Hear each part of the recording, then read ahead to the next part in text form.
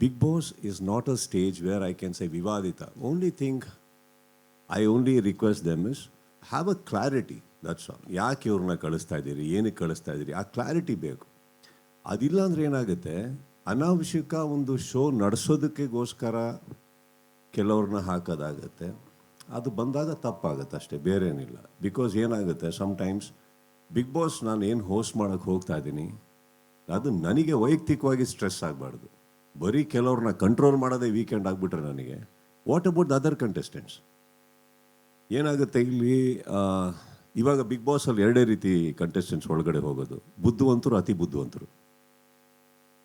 So ಈಗ ಬುದ್ಧಿವಂತರನ್ನ ನಾನು deal ಮಾಡ್ಬೋದು. ಅತಿ ಬುದ್ಧಿವಂತರು ಏನು ಮಾಡ್ತಾರೆ, ಬುದ್ಧಿವಂತರನ್ನ ಹೆಂಗೆ ಸೈಡಿಗೆ ಹಾಕಬೇಕು ಅಂತ ಗೊತ್ತಿರುತ್ತೆ.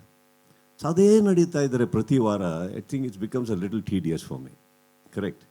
ಅದು ಒಂದು ಪರ್ಸ್ನಲ್ ಡಿಸ್ಕಷನ್ ಆಗುತ್ತೆ ಹೊರತು I don't think that came across as a condition.